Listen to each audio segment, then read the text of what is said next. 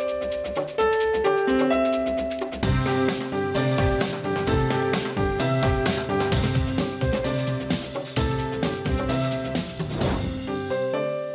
And welcome to ज़रा हटके। Panama दस्तावेज़ात पर बनने वाली JIT का आखिरी टीवी तोड़ हफ्ता शुरू हो चुका है और जो कि 10 जुलाई को वो अपनी रिपोर्ट जमा कराएगा। लेकिन आखिरी हफ्ते में टेम्पर्स इस हद तक ऊपर चले गए हैं कि गुज़िश्ता 3 रोज़ से वफाकी वज़रा जो हैं उनके बयानात इतने ज़्यादा जारहाना हैं कि समझ नहीं आ रही कि मसला है क्या। पहले साद रफ़ीक साहब बोले, आज वफाकी वज़ीर ख़ज़ाना इसहाक़ डार साहब, उनकी पेशी थी JIT में और वो गए। उनके बारे में ये कहा जाता है कि उन्होंने अपने हाथ से एक एतराफ़नामा लिख कर दिया था जनरल मुशर्रफ को की हुकूमत को, जब उन्होंने नवाज़ शरीफ का तख्ता उल्टा था कि जनाब ये मनी लॉन्ड्रिंग की गई है और ये हुदैबिया पेपर मिल्स के जो फ़ंड्स हैं वो उनसे जा कर के वहाँ वो फ़्लैट ख़रीदे गए हैं। आज उन्होंने, जब वो जा रहे थे अंदर JIT के, तो ऐसे हाथ हिला रहे थे जैसे वाइट हाउस पे शायद वो किसी आला अमरीकी ओहदेदार से मिलने जा रहे हैं। लेकिन जब वो बाहर निकले और 45 मिनट के करीब ये पूछगछ हुई तो ख़ासे जारहाना मूड में थे। देखना चाहते हैं तो आपने सारे दिन भी देखा होगा, थोड़ा सा देख लीजिए कि इसहाक़ डार साहब इस मूड में थे। वो यहूदी ब्यूटी को लेके जाके वजीर आज़म बनने के चक्कर में थे। ये कोई ज्यादा पुरानी बात नहीं है। वो बताएं उनकी लॉयल्टी है किधर? पाकिस्तान के साथ है, मुसलमानों के साथ है, यहूदियों के साथ है, ईसाइयों के साथ है। जी जनाब, ये जो है, हाँ ये JIT का क्या लिंक है? JIT मैं बताता हूँ ऐसा क्यों हुआ है। इसहाक़ डार साहब मिजाजन तो ठंडे आदमी है, ये तो आपको पता है। बिल्कुल, इससे पहले आपने इनका ये रूप नहीं देखा होगा। और मेरा भी इसहाक़ डार साहब को मशवरा है कि कम से कम 4 दिन बाद इस वीडियो को दोबारा देखिएगा तो आप ख़ुद को नहीं पहचान पाएंगे। अंदर गए तो खासे मुतमईन थे, जैसा कि आपने फरमाया, बाकायदा हाथ हिलाते और बाहर आए तो पारा क्यों चढ़ा हुआ था। एक तो ये है कि सूट पहना हुआ था उन्होंने, अच्छा, ऊपर से गर्मी बहुत थी। और जब ये गुस्से में आए वापस तो किसी अखबार नवीस ने भी इनसे पूछा कि सर आज आपका मिजाज कुछ तेज़ क्यों है? कहने लगे यार टोपी देखो ना किन्नी है। तो ये मैं इसको धूप में डालूँगा। दूसरी बात ये है कि ये मुझे जो हैरत है वो ये है कि मनी लॉन्ड्रिंग का जो केस है ये सबसे अहम गवाह थे उसके। बिल्कुल ठीक है जी। मगर इनसे जो पूछगछ का ड्यूरेशन है वो 1 घंटे से भी कम का है, 45 मिनट, जबकि प्राइम मिनिस्टर को 3 घंटे के करीब उन्होंने ग्रिलिंग वगैरह की थी। अब मसला ये है कि 60 ओवर का ये खेल है। चूँकि इन्होंने इमरान खान पे आज पूरा सेमिनार किया, लिहाजा मैं वही टर्मिनोलॉजी इस्तेमाल करूँगा। 60 ओवर का खेल था ये, 2 महीने का। अब रह गए हैं 7 ओवर आखिरी। अब आखिरी 7 ओवर में जो टीम डेस्परेट हो जाती है या नर्व्स जिसका साथ छोड़ देते हैं, वो इधर उधर जो है जहाँ मुँह सींग समाए वहाँ वो ओवर खेलना शुरू कर देती है। और जो अच्छा बॉलर होता है वो भी एक आध बाउंसर जो है हर ओवर में टिकाने के चक्कर में रहता है। इसहाक़ डार की जो झुंझलाहट, जिसे मैं झुंझलाहट कम है, हिस्टीरिया ज़्यादा कहूँगा, मुझे लग रहा है कि मैच हारे ना हारे, लेकिन इनके जो तेवर हैं पिछले 1-2 दिन से, उनसे इन्हें कुछ यकीन सा हो चला है कि ये मैच इनके हाथ से निकलता जा रहा है। आप इस बात को नोट करें कि मुस्लिम लीग की जो सफ़े दोयम की क़यादत थी अब तक, तलाल चौधरी वगैरह, वो संभाल लेते थे। उनका काम ये था। पिछले 3-4 दिन से सफ़े अव्वल की जो क़यादत है वो मैदान में उतरी है। और वो भी उस हम तो समझते थे यार ये तलाल चौधरी या फवाद चौधरी किस तरह की ज़बान इस्तेमाल कर रहे हैं, लेकिन भाई साहब जो सफ़े अव्वल की क़यादत है उसने सफ़े अव्वल की जो मनफी ज़बान है उसका मुज़ाहरा आपको दिखाया है। अंदर पता नहीं क्या हुआ, लेकिन मसला ये है कि बाहर जो जिस तरह की गुफ्तगू इसहाक़ डार ने की है उससे अंदाज़ा हुआ कि अंदर क्या हुआ है। सारी की सारी गुफ्तगू अगर आप सुन लें इसहाक़ डार की, उसमें पनामा केस पे 10% है और 90% है इमरान खान। ये पॉलिटिकल कंजम्पशन। उर्दू का एक मुहावरा है, जब कुम्हार पे बस नहीं चलता तो आदमी गधे के कान ऐड देता है।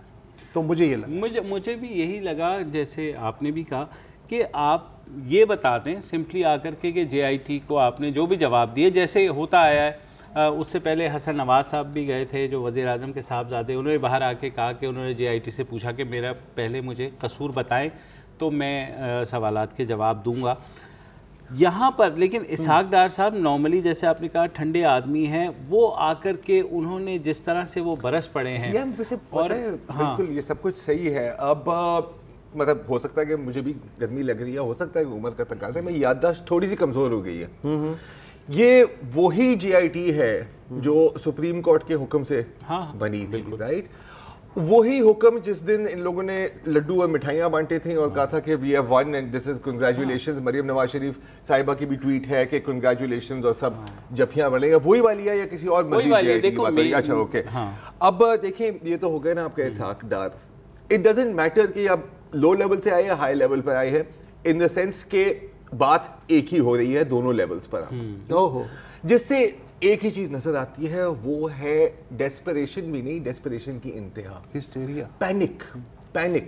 اور جب آپ پینک کرتے ہو نا یار تو سب سے آسان طریقہ ہوتا ہے آپ کو یہ سب یہودی سازش ہے باس، ہاں یہ سب پاکستان کے خلاف سازش ہو رہی ہے. اور یہ لائن ٹھیک ہے سب یہودی سازش ہے، پاکستان کے خلاف سازش ہو رہی ہے، اس کا پاناما کیس سے کیا تھا؟ زیرو. اچھا مجھے ایسا لگ رہا ہے کہ اب مسلم لیگ نون صرف ایک صورت میں ہی مطمئن ہوگی کہ جے آئی ٹی ری کانسٹیٹیوٹ ہو.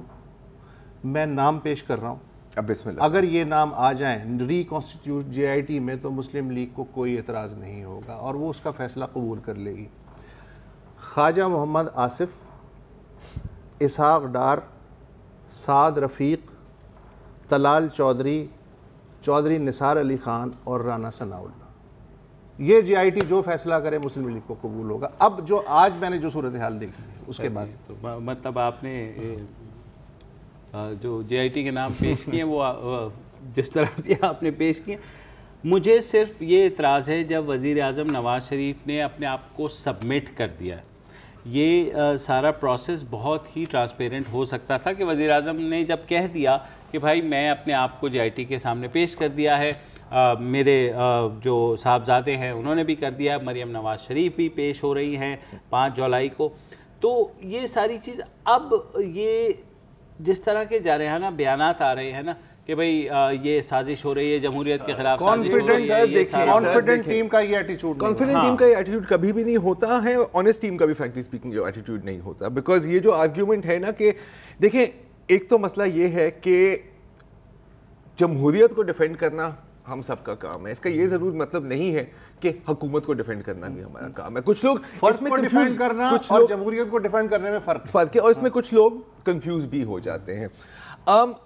ان کی ڈیسپریشن آپ اس سے بھی گیج کر سکتے ہیں. صرف یہ نہیں دیکھیں یہ یہودی سازش سیتا وائٹ جمائمہ گولڈ سمتھ تھا جس کو آپ نے ریڈیوس کر دیا ہے ٹو یہودی حسینہ، ٹھیک ہے، مطلب اتنا ہی ہے، وہ جمائمہ گولڈ سمتھ نہیں ہے، وہ یہودی حسینہ ہے. سب سے زیادہ جو عجیب و غریب، میں نے اب اس کو میں ڈیفینس کہوں گا ڈسٹریکشن کہوں، مجھے نہیں پتا کیا کہہ سکتے ہیں، وہ ہے جو مریم نواز شریف صاحبہ کے جے آئی ٹی کے سامنے آنے پر جو اعتراض ریز کیا تھا. اور آپ کو یہ یاد ہے مائزہ حمید نے ٹویٹ کی تھی کہ an all male JIT has called a lady without option of family member. یہ illegal ہے، careless ہے اور discriminatory ہے. آج ڈار صاحب نے بھی یہی کہا، آج ڈار صاحب اچھا نہیں لگ رہا. اچھا بالکل صحیح ہے، آپ کو اچھا نہ لگے، ٹھیک ہے، ہو سکتا ہے کہ آپ کے گھر کا ماحول ہے، کوئی نہیں چاہے گا کوئی بھی انٹیروگیشن ہو. تو پھر میرا خیال ہے کہ ان کو شکر کرنا چاہیے کہ سپریم کورٹ نے کہا تھا کہ ویڈیو ریکارڈنگ ہونی چاہیے جے آئی ٹی کی، ایک ایڈیشنل گارنٹی مل جاتی ہے نا آپ کو. دوسری بات ہے کہ یار دیکھو یو کین بی ون اور you can be the other. آپ یہ بالکل کہہ سکتے ہیں اور کسی کا بھی حق ہے یہ کہنا کہ جی بالکل نہیں پیش ہونی چاہیے، مان لیا آپ کا اوپینین ہے، لیکن اسی سانس میں پھر آپ یہ نہیں کہہ سکتے کہ she is the daughter of the east. اور یہ میں ڈائریکٹ کوٹس لے رہا ہوں from P M L N leaders. Hina Pervaiz Butt کہتی ہے she is the daughter of the east, سب سے زیادہ بہادر. ڈاٹر آف دا ایسٹ کا خطاب کس کو دیا گیا تھا؟ بے نظیر بھٹو کو.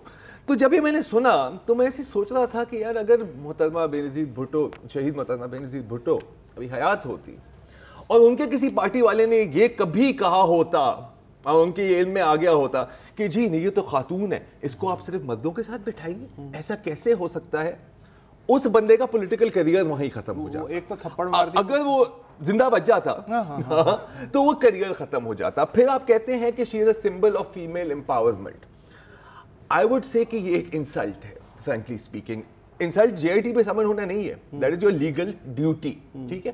یہ انسلٹ ہے سب ان خواتین کے لیے, ٹھیک ہے, جنہوں نے قربانیاں دی ہیں ان دا فیلڈ, جن کو لاٹھی چارجز ہوئے ہیں, جن کو حراست میں رکھا گیا. آپ شیلا رضا صاحبہ کی بات سنیں, اگر آپ نے وہ ان کی کلپ دیکھی ہے, میرے پاس ہے, اگر آپ سننا چاہیں. شیلا رضا صاحبہ کی کلپ چلائیں پلیز. میں کسی کی بیٹی نہیں تھی, میرے لیے یہ قانون نہیں تھا کہ میں کسی مرد کے ساتھ جو ہے مجھے سیل میں نہ رکھا جائے, 27 دن مجھے سی آئی اے سینٹر میں نہ رکھا جائے. معائزہ میری بہن ہے, بہت چھوٹی ہے مجھ سے, لیکن یہ پوچھے نا مریم صاحبہ سے کہ اپنے باپ سے پوچھو کہ 1990 میں جب شیلا رضا کو اریسٹ کیا تھا, ڈبل مرڈر کیس بنایا تھا, سی آئی اے سینٹر میں 27 دن رکھا تھا, تو میں کسی کی بیٹی نہیں تھی. تم اگر نواز شریف ہو تو میں سیدہ شیلا رضا ہوں. تم نے کسی کی بیٹی کو کیسے اٹھایا تھا؟ اس وقت تمہیں یاد نہیں آ رہا تھا کہ ہم کون ہیں؟ اب اس کے ساتھ آپ 1000 لوگوں کی لسٹ لگا سکتے ہیں. اور یہ تو مجھے ایک شخصیت یاد آ رہی ہے, محترمہ کلثوم نواز صاحبہ. جی بالکل. آپ کو شاید یاد ہو کہ جب مشرف نے نواز شریف کا تختہ الٹا تھا اور اس کے بعد پھر ان کو جدہ روانہ کر دیا گیا تھا, تو یہاں رائیونڈ میں مریم صاحبہ تھی اور کلثوم نواز تھی. بالکل ٹھیک ہے. اور مریم صاحبہ کے بچے تھے. تحریک چلی اور اس کو لیڈ کیا کلثوم نواز نے. اور آپ کو شاید وہ منظر بھی یاد ہو کہ وہ ایک گاڑی میں بند ہو جاتی ہے اور پولیس ان کی گاڑی پہ ڈنڈے برسا رہی ہے. وہ بھی عورت تھی, میں آپ کو اس کا وہ بھی عورت تھی, اور اس وقت کسی نے یہ سوال نہیں اٹھایا کہ یہ کیا ہو رہا ہے. اور اس کے بعد کیا ہوا, وہ ڈگنیٹی کے ساتھ واپس اپنے گھر چلے. اگر وہ اس وقت کھڑی نہ ہوتی نا تو ابھی پارٹی نہ ہوتی. میں آپ کو یہی بتا رہا ہوں کیونکہ اس وقت میاں صاحب تھے اٹک جیل میں, یہ جب بات کر رہی ہیں, اور سپریم کورٹ میں موجود تھا جب ان کی پیشی ہوئی تھی, اور اس کے بعد کلثوم صاحبہ اور مریم نواز جو ہے نکلی تھی اپنے نواز شریف صاحب کے لیے سڑکوں کے اوپر. اور جب ابھی نواز شریف صاحب دوبارہ الیکٹ ہو کے آئے تو مجھے یاد ہے کہ میں نے خود ٹویٹ کیا تھا کہ Nawaz Sharif owes it to his wife and daughter, otherwise وہ پاور میں نہیں ہے. تو ایک ہی جملے میں, ایک ہی سانس میں آپ یہ دونوں چیزیں نہیں کہہ رہے. یہی مریم نواز ہیں جو وائٹ ہاؤس میں مشیل اوباما کے ساتھ کھڑی ہوئی ہیں اور وومن امپاورمنٹ کی جو ہے وہ چیمپئن ہے. تو یہ تو آپ تو نقصان کر رہے ہیں, اور یہ اچھی بات ہے. اور مریم نواز صاحبہ کے لیے کوئی ایسا بڑا مسئلہ ہوگا نہیں. All she has to go and say the same thing کہ بھائی میں ٹرسٹی اونر ہوں, یہ ثبوت ہے. اس طرح کے جو بیان ہوتے ہیں نا سر, وہ فلوٹ کیے جاتے ہیں کہ یار کوئی یہ مال بیچ رہا ہے, کوئی یہ مال خرید رہا ہے یا نہیں خرید رہا. جب نہیں خرید رہا ہوتا تب پیچھے چلے جائیں. لیکن اس کے باوجود جے آئی ٹی نے جو ہے ایک خاتون ایس ایس پی کو مریم نواز کے ساتھ, ہاں یہ تو ایس پی جو ہے وہاں پہ اسلام آباد پولیس کی, انہوں نے ارسلہ سلیم ان کا نام ہے, ان کو ڈپیوٹ کیا گیا کیونکہ جے آئی ٹی نے لکھا کہ اگر ان کو اعتراض ہے, جیسے اسحاق ڈار صاحب بھی بولے, تو اسلام آباد پولیس کی ایک جو سینئر پولیس آفیشل ہیں وہ ان کے ساتھ جائیں گی جے آئی ٹی میں. میرا اپنا ابھی تک یہ ماننا ہے کہ جے آئی ٹی کی تحقیقات اتنی ڈیمنگ نہیں ہیں شریف خاندان کے لیے کہ جتنی شاید یہ لوگ سمجھ رہے ہیں یا جتنے اس پہ وہ کر رہے ہیں. ان کا حال دیکھ کے تو لگ رہا ہے کہ کل دنیا تباہ ہونے والی ہے. دیکھیں کیا سینیریوز ہو سکتے ہیں. آج بھی میرے لائر سے کچھ بات ہوئی, انہوں نے کہا جی ایک سینیریو یہ ہو سکتا ہے, وہ کہیں گے کہ یہ ہماری تحقیقات کو obstruct کیا گیا, ٹھیک ہے. دوسرا سینیریو یہ ہو سکتا ہے وہ یہ کہہ دیں گے کہ بھائی یہ جو بچے ہیں ان کی جو اثاثے ہیں وہ شاڈی ہیں, ٹھیک ہے. تیسرا یہ ہو سکتا ہے وہ کہہ دیں کہ بھائی کچھ بھی نہیں ملا, ٹھیک ہے. تو یہ وہ سینیریوز ہیں. اس میں کہاں سے وزیر اعظم کی کوئی ڈسکوالیفیکیشن کا پہلو آتا ہے, مجھے لیگلی وہ چیز نظر نہیں آتی. وہ ریکمینڈ کر بھی دیں گے, اور یہ جو کہنا ہے کہ 10 تاریخ کو بڑا دھماکہ ہو جائے گا, 10 تاریخ کو تو سبمٹ کریں گے, یہ سپریم کورٹ اس کو ایویلویٹ کرے گی. اس کے بعد آپ کو لگ رہا ہے آن دا گراؤنڈ کہ اتنا کوئی ڈینجر نہیں ہے. مجھے لگ رہا ہے کہ کوئی ڈینجر ٹو ڈیموکریسی بھی نہیں ہے. یوسف رضا گیلانی کو بھی ہٹا دیا تھا یار, کچھ نہیں. یہ وکٹم کارڈ بھی ہے, یہ پری ایمپٹیو سٹرائک بھی ہے کہ جناب ہم مظلوم پہلے سے بن جائیں کہ اگر کچھ وہ نہیں بھی ہوتا تو کچھ نہ کچھ ہمارے لیے سمپتھیز جنریٹ ہو جائیں. اس چیز کو بڑھاوا دینے کا اگین جو جے آئی ٹی کی طرف سے بھی کچھ ہوا واٹس ایپ, اور اگر یہ ہسٹیریا نہ بھی ہوتا تو 2 چیزیں ایسی ہیں کہ جن کی بنیاد پہ جے آئی ٹی کی جو رپورٹ بنے گی اس پہ سوال ضرور اٹھتے رہیں گے. وہ اگلے سیگمنٹ میں ہم بات کریں گے. وقفہ لے لیجیے.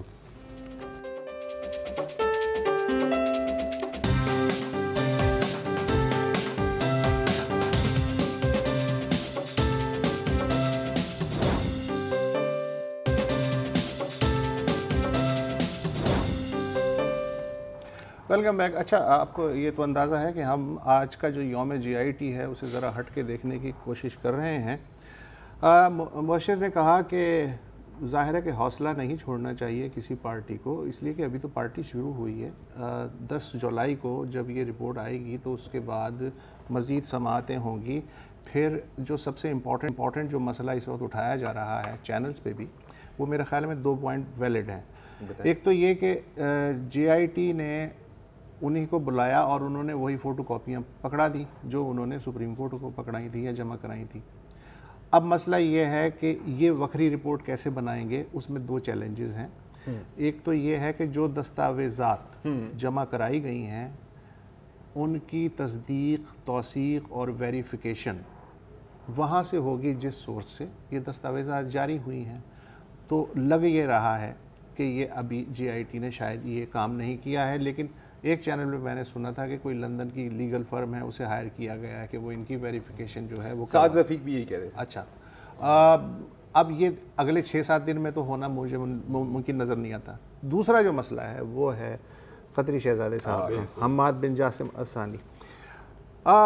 جیو پہ میں پٹیاں دیکھ رہا تھا کہ 22 جون کو GIT نے کوئی انہیں خط لکھا تھا اور انہوں نے اصل میں سوال نامہ مانگا تھا. تو انہوں نے کہا GIT نے اپنے خط میں کہا کہ سوال نامہ ہم نہیں بھجوائیں گے، ہم آپ سے ایکسٹمبور فی البدی آمنے سامنے جو ہے انٹرویو کرنا چاہتے ہیں، لیکن وہ انٹرویو ہم ریکارڈ کریں گے جیسا کہ باقی کیے گئے ہیں، اور کوئی وکیل یا اکاؤنٹنٹ آپ کے ساتھ نہیں ہوگا. جو بھی ہم سوال کریں گے آپ اس کا ڈائریکٹ جواب دیجیے گا، اور ساری جو گفتگو ہے وہ انگریزی میں ہوگی، اور ہم 29 یا 30 جون کو آ سکتے ہیں اور ہم ریکارڈنگ بھی کریں گے. ہاں، اور ابھی بھی چینل پہ خبر چل رہی تھی کہ انہوں نے شاید کوئی تیسرا خط لکھا ہے قطری شہزادے نے کہ جی یو آر موسٹ ویلکم، تو آپ تشریف لائیں میرے دفتر میں میں آپ سے ملاقات کروں گا. میں پاکستانی سفارت خانے میں شاید نہیں ملوں گا، کوئی ریزرویشنز ہوں گی.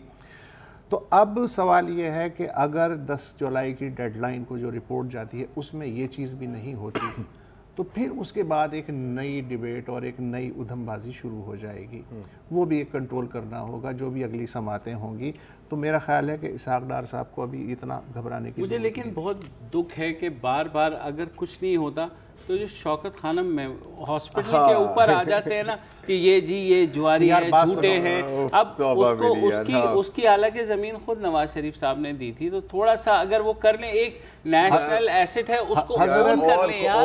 اور کو چھوڑ دو، اون نہ کرو یار. اونرشپ گئی بھاڑ میں یار. جس ملک میں آپ کا ہیلتھ سسٹم اتنا تباہ ہوا ہے، تو اگر ایک چیریٹی ہاسپٹل کام کر رہا ہے کم از کم اسے تو ٹارگٹ نہ کرو. آپ تو مطلب آپ کی تو سر درد کی دوائی لندن سے آتی ہے سر. کیا ہو گیا یار؟ کر لینا. اگر آپ کہتے ہیں کہ بھئی ڈونیشن کے پیسے جو ہے زکات کے پیسے آپ نے جوئے میں لگا دیے، انہوں نے تو 100 چیزیں کہی ہیں، اب آپ ایک ایک چیز کو لیں گے تو یہ تو پروگرام ختم ہو جائے گا. نٹ شیل یہ ہے کہ آپ نے وہ سنا ہوگا کہ غصہ انسان کو ایسے کھا جاتا ہے جیسے بھوسے کو آگ، اور یہ میرا خیال ہے حدیث نبوی ہے کہ اگر تمہیں غصہ آ رہا ہو اور تم کھڑے ہو تو بیٹھ جاؤ، بیٹھے ہو تو لیٹ جاؤ.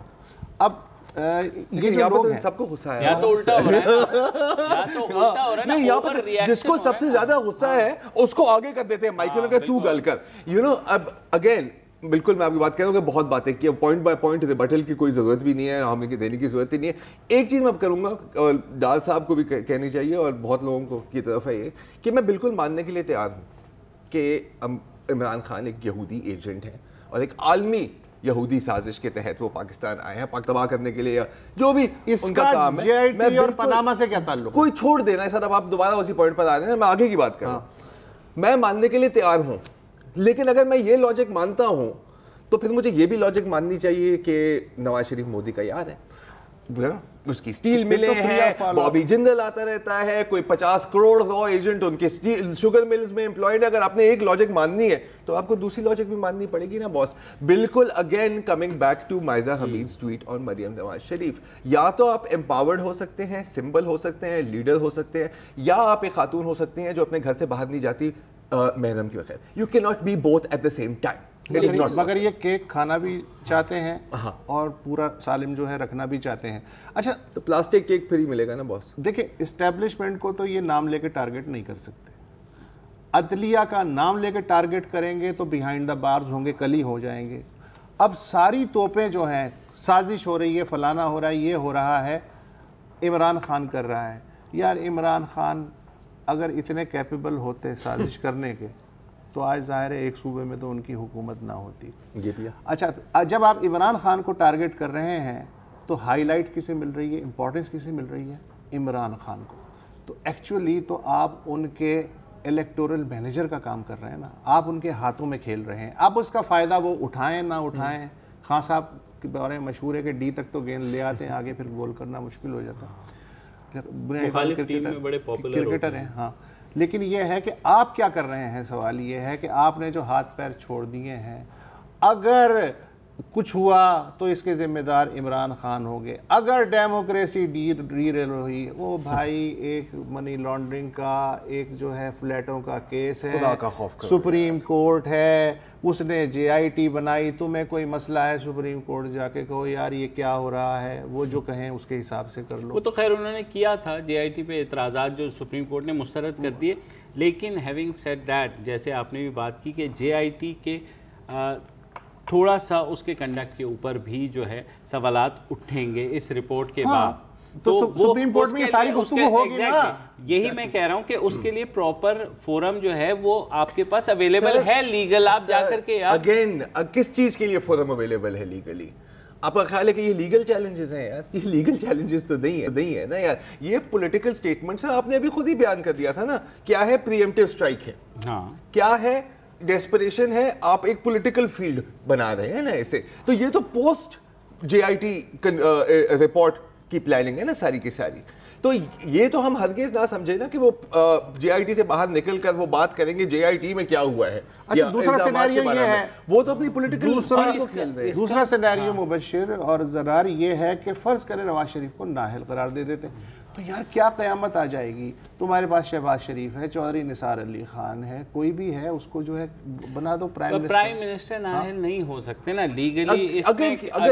اگر تو مطلب ورسٹ کیس جو لوگ کہہ رہے ہیں یہی ہے نا، وہ بات آئے گی بچوں پہ ایونچولی. اور جو فیصلہ بھی آئے گا، میرا اپنا جو تجربہ ہو سکتا ہے میں غلط ہوں اور ہو بھی سکتا ہے، لیکن وہ بچوں کے اوپر جب رکھیں گے تو اگین اسی لیے بات جب مریم نواز شریف پہ آتی ہے تو یہی کہا، جو بہت زیادہ آپ نے ٹیمپرز دیکھے ہیں یہ اس وقت سے جب مریم نواز شریف کو بلایا، اس کے بعد سعد رفیق صاحب بھی آئے، پھر جیسے آپ نے مائزہ کی اور وہ ساری چیزیں بھی کرنی.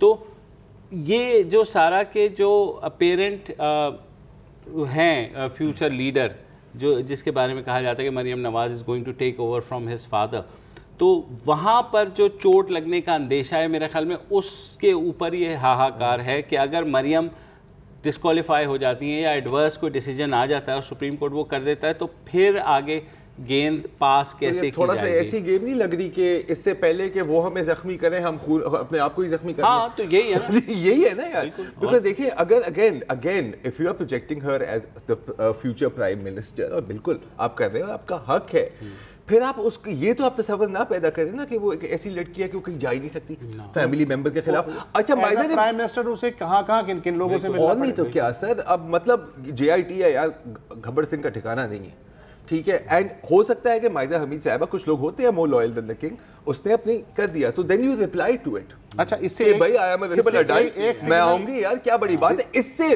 پھر آپ کا پولیٹیکل کیپٹل بلڈ ہوتا ہے. یہاں تو بک رہا ہے نا بہت. اس سے ایک سگنل اور بھی جا رہا ہے کہ یہ مردوں کی جے آئی ٹی کے تمام مرد خونخوار ہوتے ہیں. ویل یس تھینک یو، یہ بھی ہے، یہ سگنل بھی آپ دے رہے ہیں. اسی خونخوار موڈ کے اوپر ہم بریک لے لیتے ہیں کیونکہ نیوز اپڈیٹ کا وقت خونخوار ہو جاتے ہیں. بالکل ایک بریک لے.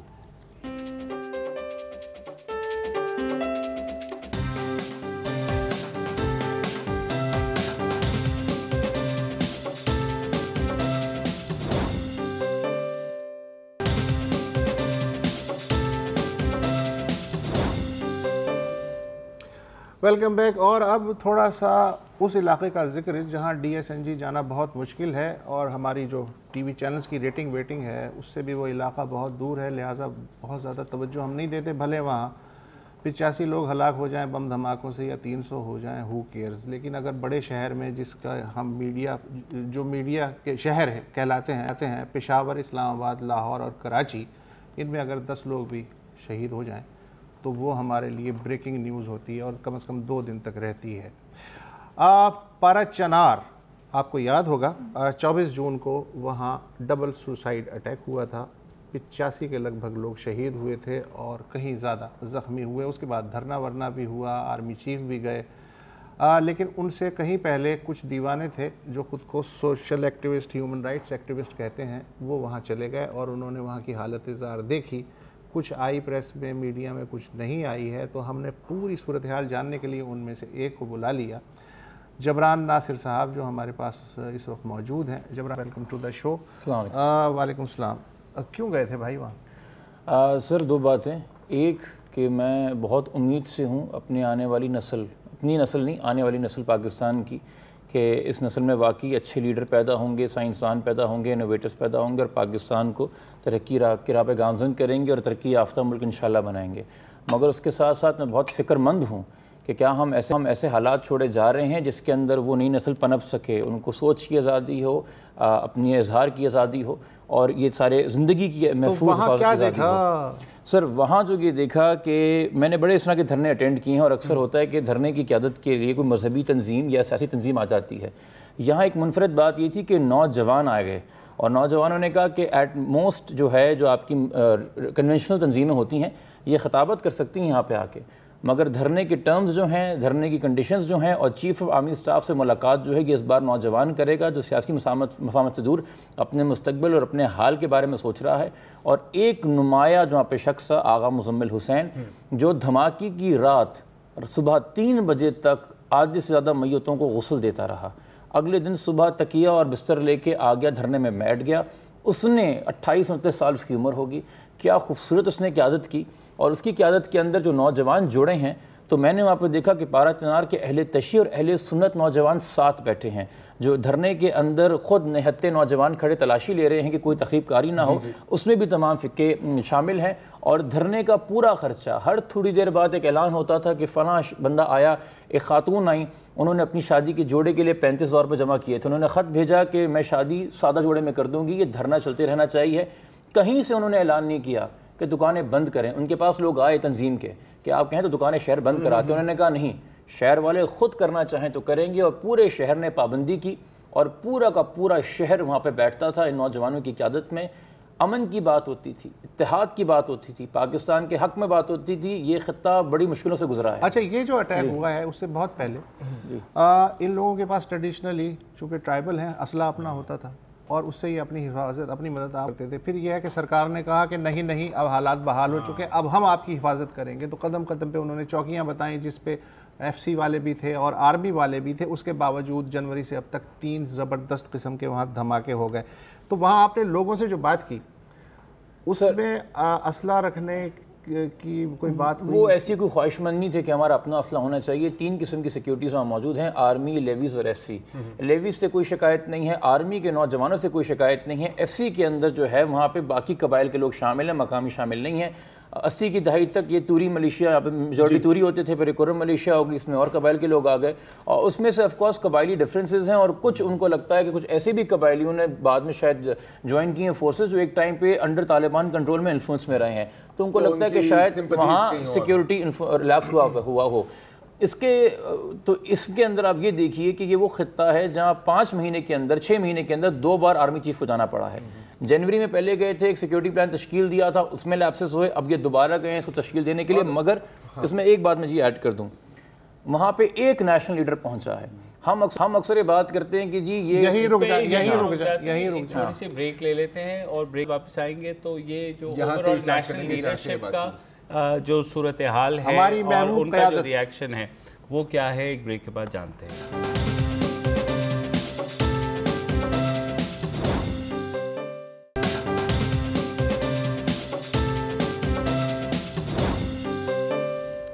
جی، ہم بات کر رہے ہیں پارا چنار دھماکے کی جو گزشتہ ہفتے ہوا، خاصا اس سے ہماری نہ صرف عید کا رنگ بھی پھیکا پڑ گیا بلکہ بہت زیادہ دوبارہ سے ایک بات یہ ہونی شروع ہو گئی کہ ملک میں دہشت گردی جو خاصی حد تک کم ہو گئی تھی وہ کوئٹہ اور پارا چنار کے دھماکوں کے بعد وہ ٹیرر ویو دوبارہ آئی ہے.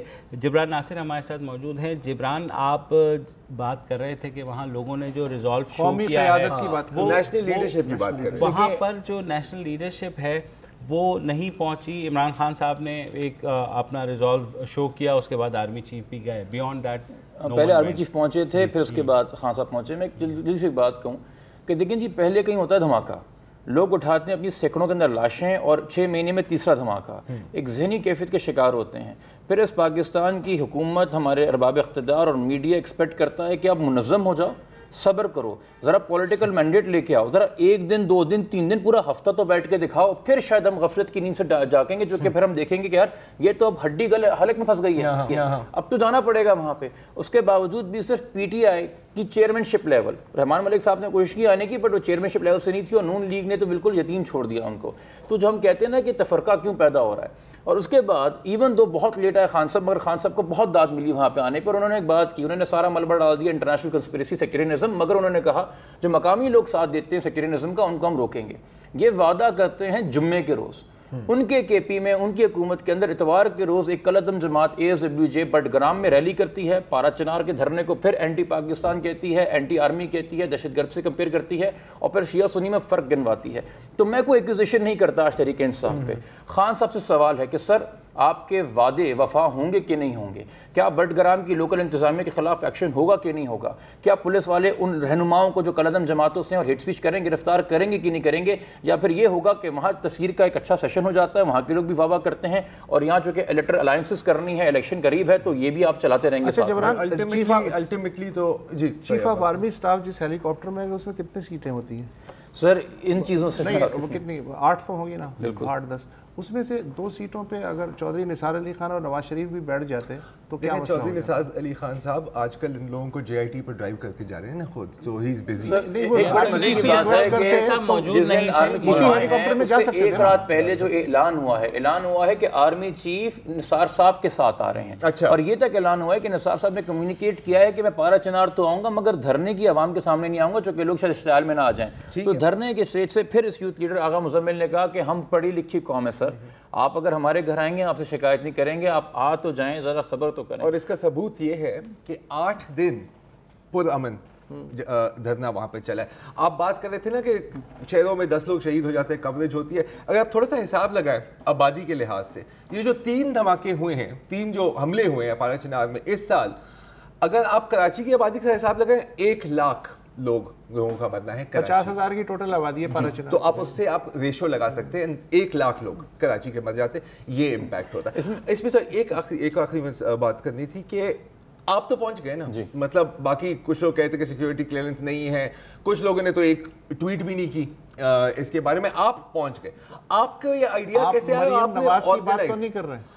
ہرگز نہیں. انہوں نے بھاولپور پہ ٹویٹس کی, بھاولپور پہ ٹویٹ کی تھی جی, پارا چنار پہ کوئی نہیں کی. نہیں, پارا چنار کوئٹہ پہ نہیں کی تھی. کوئی بات نہیں, چیزیں مس ہو جاتی ہیں. ہم آپ نے فیس بک پہ پوسٹ کیا یہ کہ میں جا رہا ہوں, ہم عید کے دوسرے دن جانا چاہ رہے تھے, مگر تیسرا دن اس لیے ہو گیا چونکہ اسلام آباد کی کوئی فلائٹیں مل نہیں رہی تھی, کمفلیٹ اور پشاور کی تو بالکل بھی نہیں مل رہی تھیں.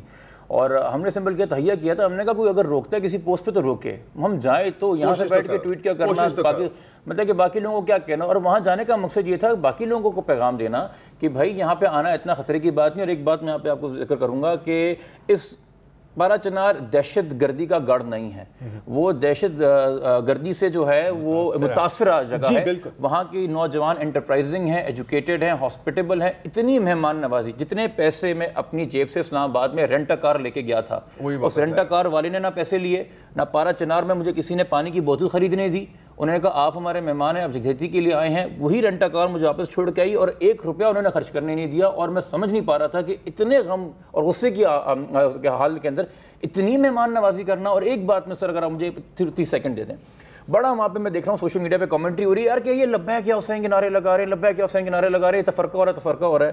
میں ایک بات کہنا چاہتا ہوں, بڑے آرام سے سنیے گا اس کو. لبیک یا حسین کا وہ نعرہ جس کو لگا کہ عوام سے صبر تحمل سے بیٹھی ہے عوام, ایک پتا نہیں ٹوٹا, ایک کانچ نہیں ٹوٹا ہے, وہ اس نعرہ تکبیر سے بہتر ہے جس کو لگا کے ایک خودکش پھٹ جاتا ہے. آپ نعرے کی نیت کو دیکھیے, نعرے کے معنی کو سمجھیے. تفرقے کی بات نہیں ہو رہی, وہاں پہ بھی اہل تشیع اہل سنت ساتھ بیٹھے ہوئے ہیں, وہ صبر تحمل کی بات کر رہے ہیں, وہاں کوئی مذہبی انتشار وہ نہیں پھیلانے کی بات ہو رہی ہے. مگر جب نیشنل قیادت وہاں جائے گی نا, جب باقی لوگ علاقوں سے وہاں جائیں گے تو وہ الون فیل نہیں کریں گے اور اس طرح کا تعصب پیدا نہیں ہوگا. اور جس طرح آپ کہہ رہے ہو کہ وہاں سنی اور شیعہ ساتھ بیٹھے, ایک دوسرے کے غم میں ساتھ شریک ہوئے, کرسچنز بیٹھے سر, ہندو مقامی آ کے بیٹھے, تو وہاں پر اگر نیشنل قیادت ہماری جاتی یکجہتی شو کرتی. اب وہاں پر پارا چنار کے لوگ یہ کہہ رہے ہیں کہ وزیر اعظم نواز شریف پورے اس ٹینیور میں وہ وہاں انہوں نے کبھی چکر نہیں لگایا. چلے ٹھیک ہے, وہاں پارا چنار یار خطرناک جگہ ہے, میں نہیں جاؤں گا. میں کوئٹہ تو چاہ سکتا ہوں. کوئٹہ بم دھماکے کئی ہوئے نا اگست کے بعد سے, پچھلے سال اگست سے اب تک, کتنی دفعہ گئے ہوں گے یار. آئی تھنک ایک دفعہ گئے تھے کوئٹہ جانا زیادہ آسان ہے. پولیٹیکل بیٹل گراؤنڈ پنجاب ہے نا, یہ تو نہیں ہے لیکن یہ وفاق, اب دیکھیں پھر نا وفاقی حکومت ہے. لیکن یار پھر جب میں سنتا ہوں نا کہ جی یہ ہمارے پہ کوئی اگر الزام لگائے وہ جمہوریت کو خطرے میں لا رہا ہے نا, تو میں ایک سوال مجھے کرنا پڑتا ہے کہ اصل میں جمہوریت کس چیز سے خطرے میں آتی ہے؟ If your prime minister feels like he doesn't care about you, اس سے خطرہ نہیں ہوتا جمہوریت کو کیا؟ I think تو ہوتا ہے نا. اس میں یار ویسے انفارچونیٹلی, اور ہم بھی اس میں we are included in this, because ہم پچھلے پورے ہفتے ہم چھٹی پہ تھے, ہم پارا چنار کو نہیں کور کر سکے. بہت کم کور ہوا ہے پارا چنار میڈیا پہ, لیکن social media fill that vacuum. ہاں, یہ جو آپ نے پہلے بات کی تھی نا کہ دھماکہ ہوا, پھر دھرنا ہوا, پھر چیف آف آرمی اسٹاف آیا, یہ آرگینکلی تو نہیں ہوا نا سر. اگر یہ 6 سال پہلے ہوا ہوتا ہمیں پتہ بھی نہیں ہوتا کہ یہ دھرنا ہوا ہے. ہمیں ایک خبر آ جاتی کہ اتنے لوگ شہید ہو گئے پارا چنار میں, اس کو پڑھ کے ہم پھینک دیتے سائڈ پہ. Social media played its role. آپ نے جو بات کی نا سینس آف آئسولیشن کی, اس سینس آف آئسولیشن کو تھوڑا بریک تو کیا ہے نا. پارا چنار کی آواز تو ہمیں سنائی دی گئی, سنائی دی بڑی مشکل سے. وہاں پہ موبائل انٹرنیٹ سروس نہیں ہے, وہاں پہ لینڈ لائن کا انٹرنیٹ آتا ہے, چن چن کے آپ کو جگہ ڈھونڈنی پڑتی ہے. وہاں پہ 1 سال سے سیکیورٹی کے نام پہ آپ نے موبائل سروس بند کر دی ہے. آپ چھوڑیں اکنامک, پولیٹیکل اور سوشل انٹیگریشن, ڈیجیٹل انٹیگریشن وہاں نہیں ہے باقی پاکستان کے ساتھ. لوگ علیحدہ تنہا اس میں بیٹھے ہوئے. ہمیں ایک تو پہلی بات FCR ختم کرو یار, ان کو ذرا ووٹ ڈالنے کا حق دو. ہر صوبائی مقامی لیڈر, نیشنل لیڈر وہاں پہنچے گا. آپ فضل الرحمان کے خلاف ہیں کیا؟ فضل الرحمان سر, میں پالیسی کے خلاف ہوں, میں پالیسی کے خلاف ہوں. مجھے فرد سے اختلاف نہیں ہے, پالیسی بناتی ہے سیاستدان, فرد نہیں بنتا سیاستدان. پالیسی کے میں خلاف ہوں اور بالکل بولوں گا یہ FCR ایک کرس ہے آن دا لینڈ آف فاٹا. یہ ہمیں ختم کرنا پڑے گا. اور یہ پاکستان, مین لینڈ پاکستان کا نوجوان کھڑا ہو فاٹا کے ساتھ, صرف فاٹا کے نوجوان پہ ملبہ نہ ڈالو. وہ انٹرپرائزنگ یوتھ ہیں, پورے پاکستان کے اندر اپنا کردار ادا کر سکتے ہیں, ہماری انٹرنیشنل لیول پہ قیادت کر سکتے ہیں. جو میں نے آپ پہ ٹیلنٹ دیکھا ہے, یہ FCR ختم کرنا پڑے گا. اس کے اوپر فاٹا کی یوتھ کو موبلائز کرنا پڑے گا. اور میری میڈیا سے درخواست ہے اس ٹاپک کو مت بند ہونے دیں. 2018 کے ایجنڈے میں شامل کریں ہر پولیٹیکل پارٹی کے کہ FCR ختم ہو. چنار کا کمانڈنٹ تو چینج ہو سکتا ہے, FCR فی الحال ختم ہونا مشکل. انفارچونیٹلی ہونے والا تھا سر, لیکن پھر فاٹا مرجر کو بھی سیاست کی چھری سے قربان کر دیا گیا نا. بس سر, پولیٹیکل ایکسپیرینس بھی کوئی چیز ہوتی ہے. اور چودھری نثار علی خان صاحب نے اپنا کام پورا کر دیا تھا. انہوں نے 2 سیکیورٹی الرٹ بھیج دیے تھے دھماکے سے پہلے. آپ ان کو ہمیشہ کرتے ہیں. بالکل. چلیں ناظرین, فی الحال آج کا پروگرام یہی کلوز کرتے ہیں. کل دوبارہ حاضر ہوں گے. اجازت دیجیے. خدا حافظ.